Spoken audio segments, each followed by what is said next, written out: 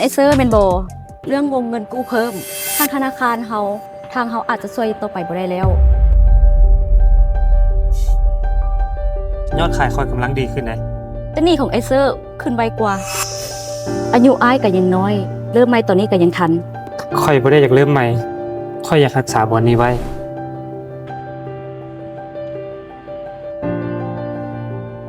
ถ้ามื้อใดอ้ายบ่มีทางเลือกแท้ๆติดต่อเบอร์นี้เด้อ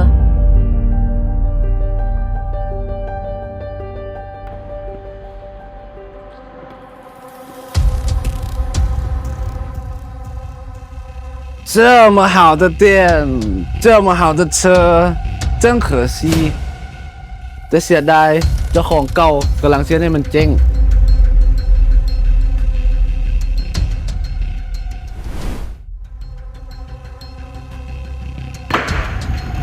给你投资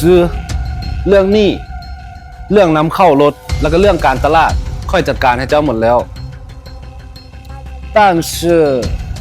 我必得51%的股份ถ้าเฮ็ดแบบนั้น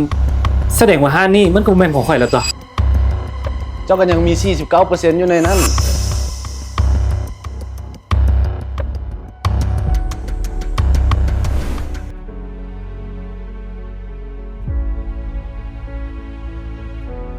สบายดีทุกคนมื้อนี้อยากนำเสนอเลยรถเข้ามาใหม่บ้าแห้งแซงทางโค้งอีหลีกับรถ J-Cu J6 และรถไอ้ค่า B22 คันนี้เนาะบอกได้เลยว่าเป็นรถยอดนิยมอีหลีมาแห้งแซงทางโค้งทางหนองแตงหนองพญาเลยเนาะรถคันนี้คันแม่นบ่ไผบ่จับบ่จ่อตอนนี้ถือว่า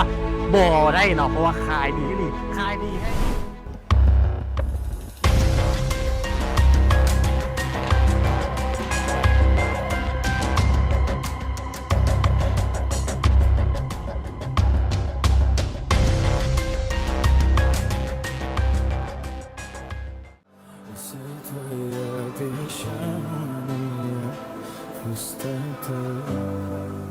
В камине в 6 утра Фотография твоя Горят воспоминания о тебе У камина в 6 утра ค่อยๆนั่นแหละเคยเรื่องบ่ไหวแล้วหรือค่อยๆให้มันไปแท้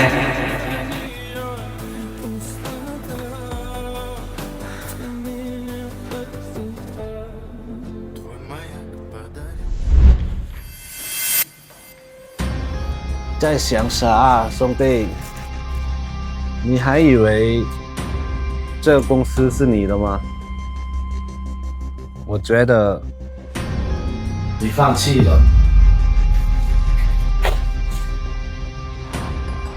เจ้าเคยมีความฝันอยากมีห้านแบบนี้บ่แม่นหรอ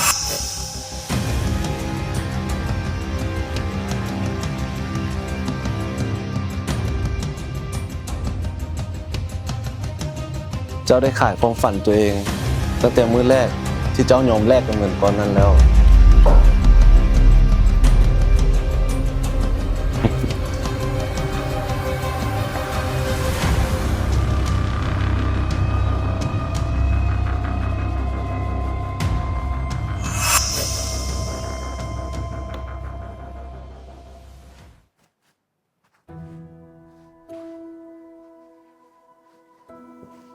ถ้ามื้อใดอ้ายบ่มีทางเลือกแท้ๆติดต่อเบอร์นี้เด้อ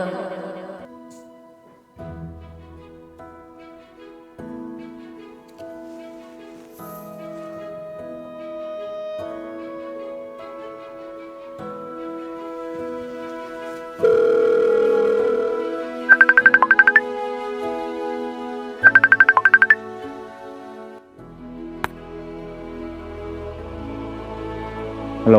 ว่าจังได๋เซอร์ได้ตัวบ่มีปัญหาเดี๋ยวจัดการให้